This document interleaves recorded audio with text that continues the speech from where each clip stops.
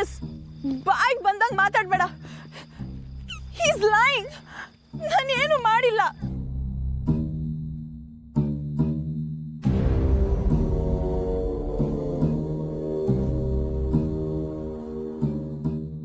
Stop it Anika.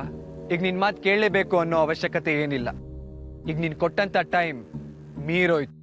ನೀನೇನೇನ್ ಮಾಡ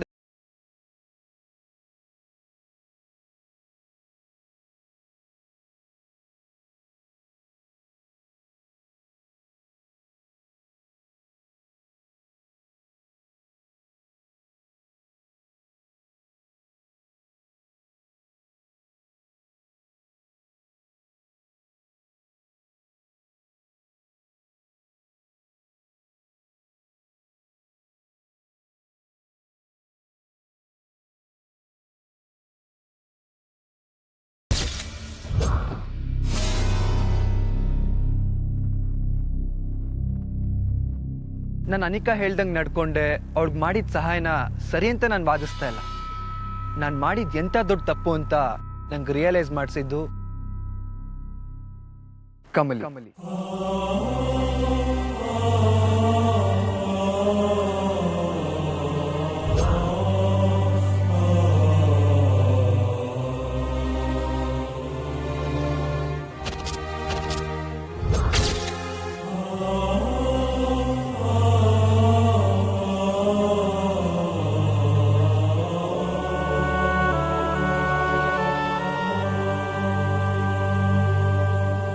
ಒಬ್ರು ಲೈಫ್ನ ಹಾಳು ಮಾಡಿ ಬದುಕಬೇಕು ಅನ್ನೋದು ಎಂಥ ದೊಡ್ಡ ಅಪರಾಧ ಅಂತ ನಂಗೆ ರಿಯಲೈಸ್ ಮಾಡಿಸಿದ್ಲು. ಹೌದು, ನಾನು ನನಗೆ ರಚನಾ ಸಿಗಬೇಕು ಅನ್ನೋ ಕಾರಣಕ್ಕೆ ಈ ಕೆಲಸ ಮಾಡಿದೆ. ಅದ್ರ ನಂತರ ನಂಗೆ ದುಡ್ಡಿನ ಅವಶ್ಯಕತೆ ತುಂಬಾನೂ ಇತ್ತು. ಈ ವಿಡಿಯೋ ಮಾಡಿಕೊಟ್ರೆ 5 ಲಕ್ಷ ಕೊಡೋದಾಗಿ ಅನಿಕಾ ನನಗೆ ಮಾತು ಕೊಟ್ಟಿದ್ಲು.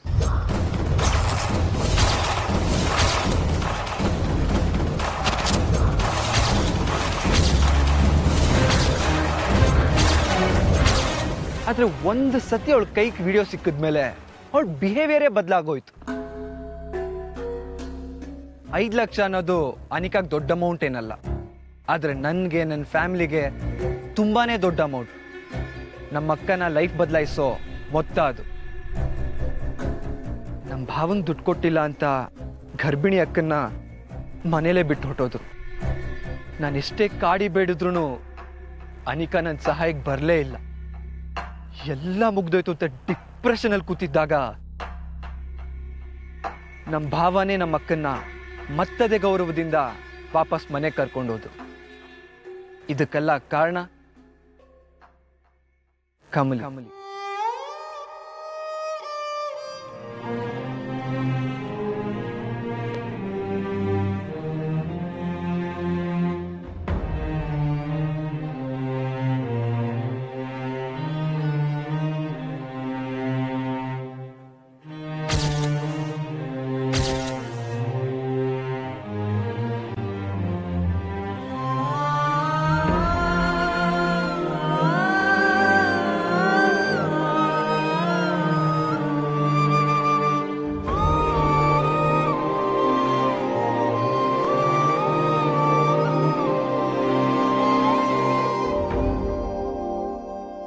ಈಗೆಲ್ರ ಮುಂದೆ ಹೇಳ್ತೀನಿ ಕಮಲಿ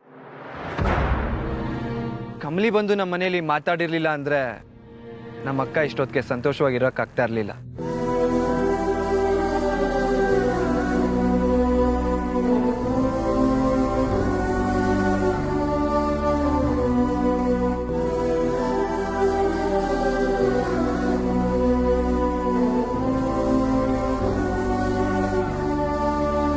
ಥ್ಯಾಂಕ್ ಯು ಕಮಲಿ. ಈಗ ಐಸ್ಯೋ ಯಾಕೆ ತೇಜಸ್ ಬಿಡು. ಅಯ್ಯೋ, ಯಾಕೆ ಬಿಡ್ಬೇಕು? ಅದನ್ನು ಹೇಳ್ಬೇಕು. ತೇಜಸ್ ಮಾಡಿ ತೆಪ್ ಕೆಲ್ಸನೇ ಆದ್ರೂ ಅವ್ನ ಅನಿಕಾ ನಂಬ್ಕೊಂಡು ಅದನ್ನ ಮಾಡ್ದ. ಆದ್ರೆ ಅವನು ಕಷ್ಟ ಅಂದಾಗ ಅನಿಕಾ ಅವ್ನ್ ಸಹಾಯಕ್ ಆನೇ ಇಲ್ಲ. ಅವಾಗ ನೀನ್ ಅವನಿಗೆ ನೆರವಾಗಿದ್ ಕಮಲಿ.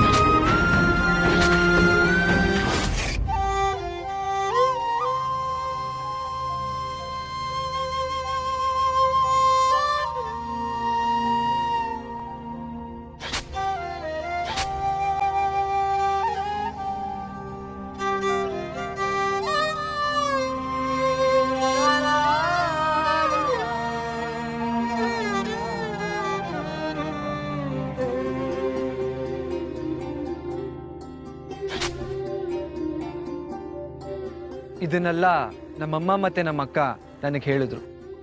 ಕಂಬ್ಲಿ ಮಾಡಿರೋ ಸಹಾಯನ ನನ್ನ ಜೀವನ ಪೂರ್ತಿ ಮರೆಯೋಕ್ಕಾಗಲ್ಲ ಸರ್. ನಾನು ಹೇಳೋದಲ್ಲೇ ಹೇಳಾಯ್ತು. ಈಗ ನೀವೇನೇ ಶಿಕ್ಷೆ ಕೊಟ್ಟರು ನಾನು ತಗೊಳಕ್ಕೆ ರೆಡಿ ಇದ್ದೀನಿ ಸರ್.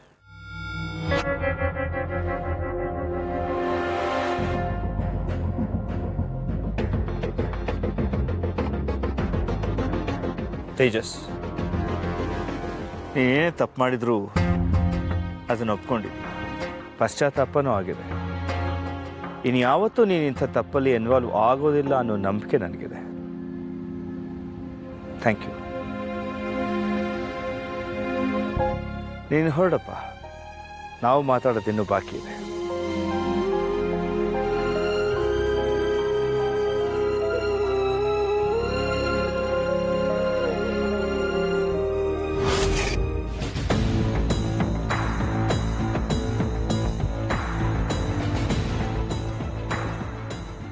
ನಿನ್ನ ಸ್ವಾರ್ಥಕ್ಕೋಸ್ಕರ ನನ್ನಿಬ್ರು ಮಕ್ಕಳ ಜೀವನನ ಹಾಳು ಮಾಡಕ್ ನೋಡಿದ್ಯಲ್ಲ ನೀನು.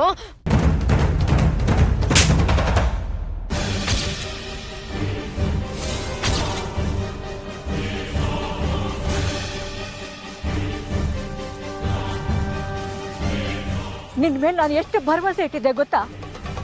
ರಿಷಿನ ನೀನು ಪ್ರೀತಿಸ್ತಾ ಇದೆಯಾ ಅನ್ನೋ ಒಂದೇ ಒಂದು ಕಾರಣಕ್ಕೆ ನಾನು ಕೂಡ ನಿನಗೆ ಸಪೋರ್ಟ್ ಮಾಡಿದೆ ಅನಿಕಾ. ಆದ್ರೆ ನೀನು ಎಂತ ಕೆಲಸ ಮಾಡ್ಬಿಟ್ಟೆ ನೋಡ್ದ್ಯಾ?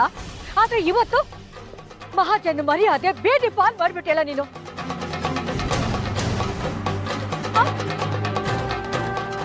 ಅನ್ಪೂರ್ಣಮ್ಮನ ದೊಡ್ಡ ಮೊಮ್ಮಗಳು ಇಂಥ ಕೆಲಸ ಮಾಡಿದಾಳೆ ಅಂತ ಗೊತ್ತಾದ್ರೆ ಛೇ ಛೇ ಛೇ ಛೇ, ಅನ್ಪೂರ್ಣಮ್ಮನ ಮರ್ಯಾದೆಗೆ ಎಷ್ಟು ಕಳಂಕ ಬರುತ್ತೆ. ನಾವು ಬೆಳೆಸೋದ್ರಲ್ಲಿ ಏನ್ ತಪ್ಪು ಮಾಡ್ದೋ? ನೀನ್ ಯಾಕೆ ಹೀಗಾದೆ? ನಿಜವಾಗ್ಲೂ ನಮಗಂತೂ ಗೊತ್ತಾಗ್ತಿಲ್ಲ.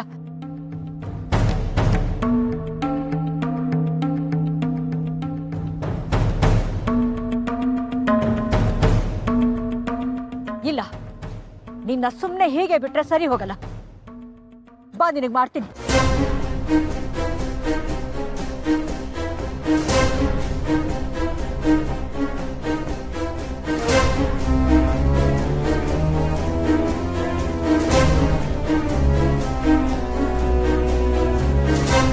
ತಾರವ್ರೆ, ದಯವಿಟ್ಟು ಕ್ಷಮಿಸಿ. ಅಯ್ಯೋ, ನೀವ್ಯಾಕೆ ಕ್ಷಮೆ ಕೇಳ್ತಿದ್ದೀರಾ? ತಪ್ಪು ನಂದೆ. ಅನಿಕಾ ನನ್ನ ಮಗಳ ಬಗ್ಗೆ ತಪ್ಪಾಗಿ ವಿಡಿಯೋ ತೋರಿಸಿದಾಗ ನಾನು ಹೇಗ್ ನಂಬ್ದೆ? ನನ್ನ ಮಗಳ ಕ್ಯಾರೆಕ್ಟರ್ ಬಗ್ಗೆ ನಾನು ಸ್ವಲ್ಪನೂ ಯೋಚನೆ ಮಾಡಿದೆ, ತಪ್ಪಾಗಿ ನಿರ್ಧಾರ ತಗೊಂಡ್ಬಿಟ್ಟೆ. ನನ್ನ ಕೈಯಾರೆ ನಾನೇ ನನ್ನಿಬ್ರು ಮಕ್ಕಳ ಜೀವನನ ಹಾಳು ಮಾಡಕ್ ಹೊರಟಿದ್ದೆ.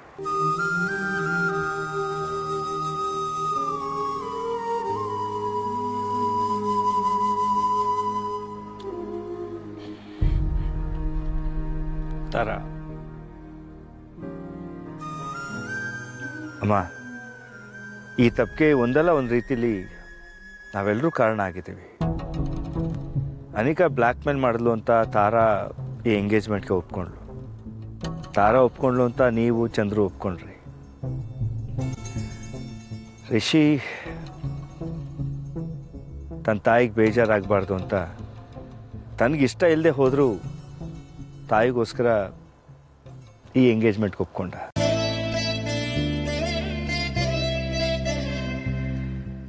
ಒಟ್ಟಾರೆ ನಾವು ಯಾರೂ ಒಬ್ರಿಗೊಬ್ರು ಪ್ರಶ್ನೆ ಮಾಡ್ಕೊಳಕ್ಕಾಗದೆ ನಮ್ಮನ್ನು ನಾವೇ ಕಬ್ಬಿಣದ ಸರಪಳಿಯಲ್ಲಿ ಸುತ್ತಕೊಂಡು ಸಿಕ್ಕಾಕೊಂಡಿದ್ವಿ. ಅಟ್ ಲಾಸ್ಟ್ ನಮ್ಮನ್ನು ಆ ಸರಪಳಿಯಿಂದ ಬಿಡಿಸಿ ಈ ಸಮಸ್ಯೆಗೆ ಒಂದು ಪರಿಹಾರ ಕೊಟ್ಟಿದ್ದು ನಮ್ಮ ಕಮಲಿ.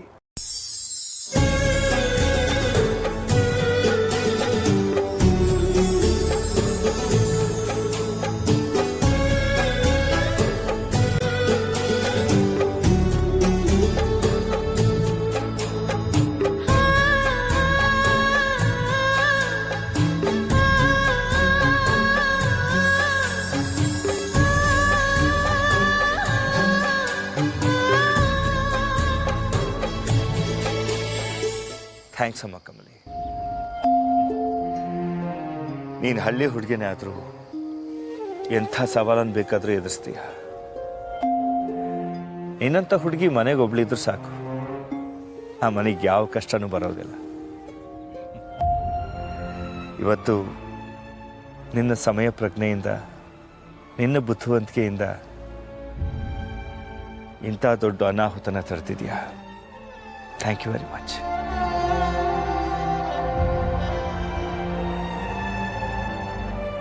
ಕಮಲಿ, ನಿನಗೆ ಹೇಗೆ ಥ್ಯಾಂಕ್ಸ್ ಅಂತ ಹೇಳಿ ಅಂತ ನನಗೆ ಗೊತ್ತಾಗ್ತಾ ಇಲ್ಲ ಅಮ್ಮ.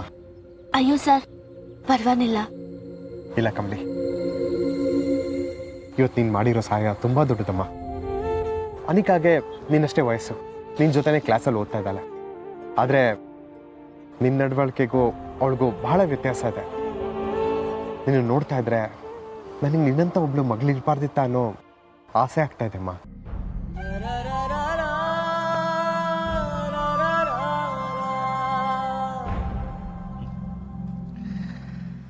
ಓಕೆ ಚಂದ್ರು,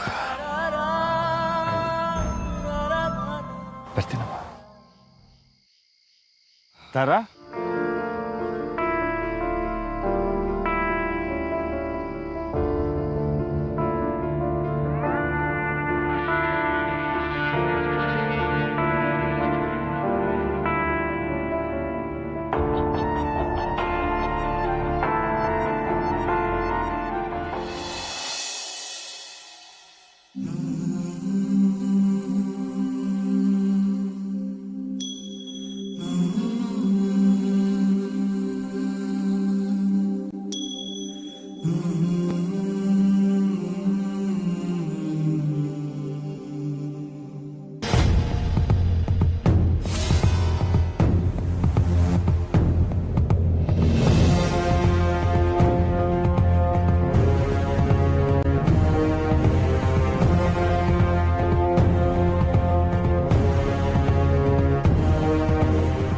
ಅಮ್ಮಮ್ಮ, ಏನಾಗಿದೆ ನಿಮ್ಗೆ? ನನ್ನ ಯಾಕೆ ಹೀಗೆ ಹೇಳ್ಕೊಂಡು ಬಂದಿದ್ದೀರಾ? ಮಾಮನ್ನ ಆಚೆ ಬಿಟ್ಟು ಯಾಕೆ ಲಾಕ್ ಮಾಡ್ತಿದ್ದೀರಾ? ಅಮ್ಮಮ್ಮ, ನನಗೆ ಈಗೆಲ್ಲ ಮಾಡು ಅಂತ ಹೇಳಿದ್ ನೀವೇ ತಾನೆ? ಐಡಿಯಾ ಕೊಡೋದೆಲ್ಲ ಕೊಟ್ಟು ಈಗ ಎಲ್ರು ಮುಂದೆ ನಂದೇ ತಪ್ಪು ಅನ್ನೋ ಹಾಗೆ ಹೇಳ್ಕೊಂಡು ಬಂದ್ರಲ್ಲ, ಏನಾಗಿದೆ ನಿಮ್ಗೆ? Are you out of your mind?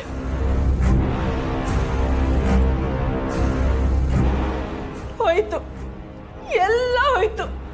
ಅನ್ಕೊಂಡಿದ್ ಯಾವುದು ಆಗಿಲ್ಲ. ರಿಷಿ ನನ್ ಕೈ ಬಿಟ್ಟು ಹೋದ. ಶಿಟ್, ಈಗ ಎಲ್ರು ಕಣ್ಮುಂದೆ ನಾನ್ ಕೆಟ್ಟವಳಾಗಿ ಕಾಣ್ತೀನಿ.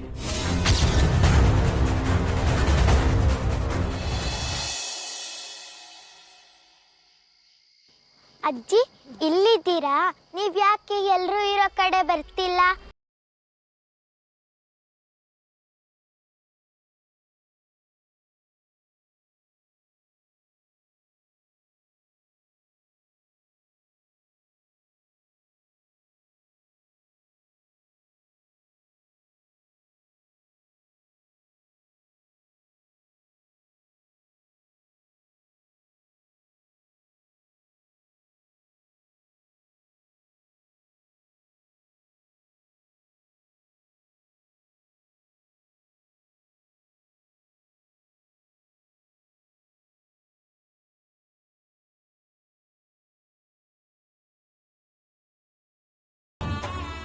ಬಾಯ್ ಟೀಚರ್.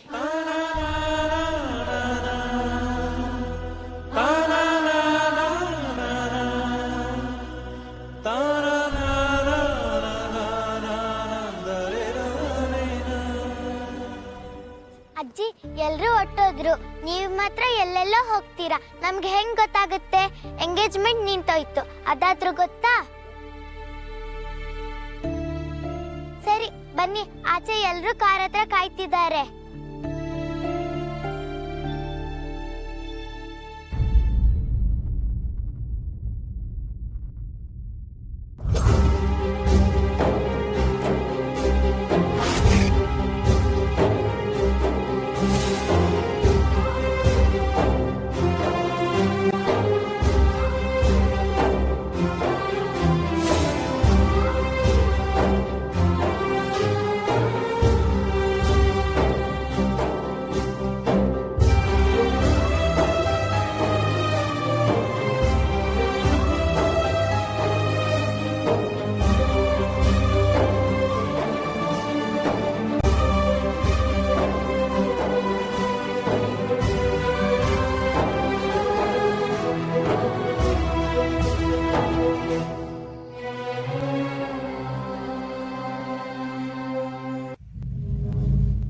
ಯಾಕೇನು ಮಾತಾಡದೆ ನಿಂತ್ಬಿಟ್ರಿ? ಎಲ್ಲ ನನ್ನ ಮಿಸ್ಟೇಕ್ ಅಂತ ಎತ್ತಾಕಿ ಈಗ ನೀವು ಆರಾಮಾಗಿರೋ ಪ್ಲಾನ್ ಮಾಡ್ತಿದ್ದೀರಾ ಅಮ್ಮಮ್ಮ? Shut up Anika. ಹಿಂದೆ ಮುಂದೆ ಏನು ಯೋಚನೆ ಮಾಡದೆ ನೀನ್ ಈ ರೀತಿ ಕಿರ್ಚಾಡೋದಕ್ಕೇನೆ. ಯಾವ ಪ್ಲಾನು ವರ್ಕೌಟ್ ಆಗ್ತಾ ಇಲ್ಲ. ಹಾ,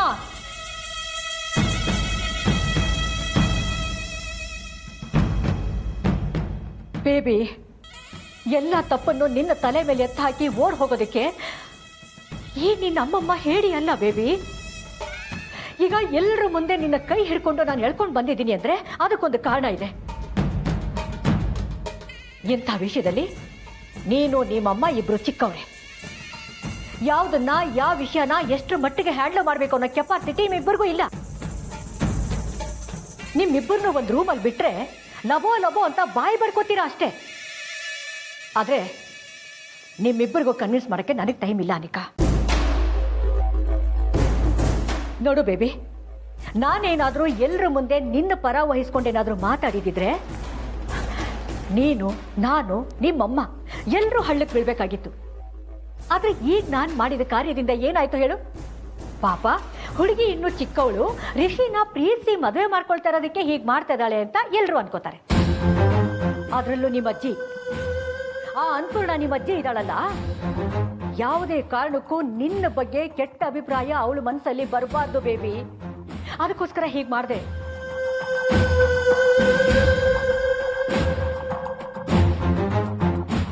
ನಾನೇನಾದ್ರೂ ನಿನ್ನ ಅಲ್ಲೇ ಬಿಟ್ಟು ಬಂದಿದ್ದಿದ್ರೆ ಒಬ್ಬೊಬ್ರು ಒಂದೊಂದು ಮಾತಾಡ್ತಾ ಇದ್ರು ಬೇಬಿ. ಸಾಲದಕ್ಕೆ ಅವ್ರ ಹತ್ರ ಪ್ರೂಫ್ ಬೇರೆ ಇದೆ. ಅವ್ರೆಲ್ಲರೂ ಸೇರಿ ನಿನ್ನ ಜೈಲಿಗೆ ಹಾಕ್ತಿದ್ದಿದ್ರೆ ಏನ್ ಮಾಡ್ಬೇಕಾಗಿತ್ತು? ಅದಕ್ಕೆ ಬೇಬಿ, ಅದಕ್ಕೆ ನಾನು ಈ ನಾಟಕ ಮಾಡಿದ್ದು. ಈಗ ಅರ್ಥ ಆಯ್ತಾ ಅನಿಕಾ?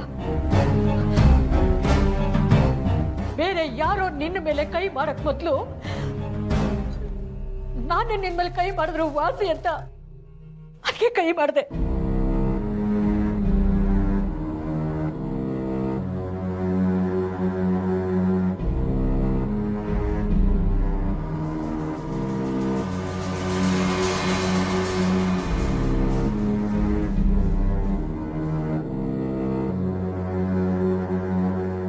ಅಮ್ಮಮ್ಮ, ಹಾಗಾದ್ರೆ ನೆಕ್ಸ್ಟ್ ಏನ್ ಮಾಡೋದು?